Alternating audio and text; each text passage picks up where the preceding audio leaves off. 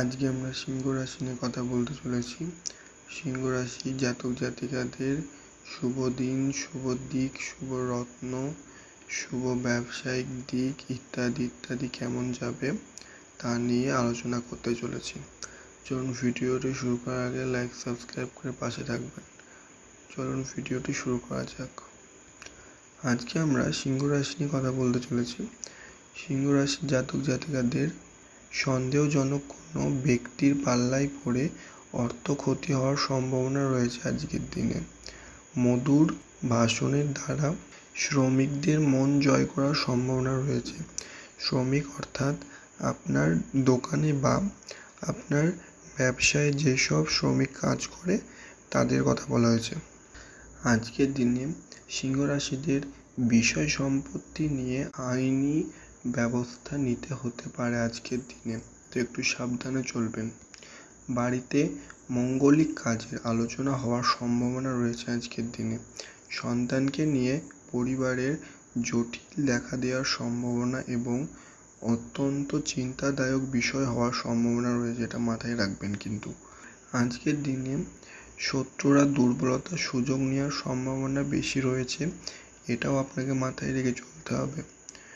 সঙ্গীত চর্চা থেকে আজকের দিনে আনন্দ লাভ হওয়ার সম্ভাবনা রয়েছে এবং আপনি যদি সঙ্গীত প্রিয় হয়ে থাকেন তো আপনার জন্য খুশির খবর আজকের দিনটি।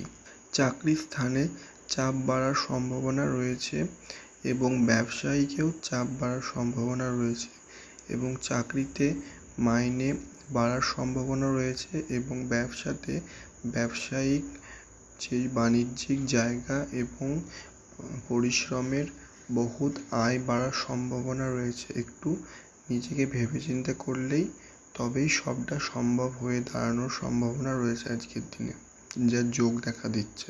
অর্থাৎ ব্যবসায়িক দিক আজকের দিনে আপনার জন্য অনেক ভালো। সিংহ রাশির জাতক জাতিকাদের সম্পদ, আয় ও ব্যয় সময় বজায় থাকবে আজকের দিনে, কিন্তু একটু ভেবেচিন্তে চললে আয় বাড়ার সম্ভাবনা অনেক বেশি রয়েছে। পরিবারের সকলের সঙ্গে একটু বুঝে চলাই মঙ্গলজনক আজকের দিনে। সম্পর্ক, বাড়তি সম্পর্ক নিয়ে আজকের দিনে ঝামেলা হওয়ার সম্ভাবনা রয়েছে আজকের দিনটিতে। পেশা, জীবিকার জন্য মাথার ঘাম পায়ে ফেলাও হতে পারে আজকের দিনে, যে যোগ দেখা দিচ্ছে। ব্যবসায়িক দিক সব থেকে মঙ্গল এবং ভালো দিন আজকের দিনটি, এটা মাথায় রেখে চলবে। সিংহ রাশির জাতক জাতিকাদের শুভ সংখ্যা হচ্ছে 23, শুভ দিক হচ্ছে উত্তর পশ্চিম, শুভ রত্ন হচ্ছে চুনি, শুভ রং হচ্ছে কমলা। ধন্যবাদ পাশে থাকার জন্য।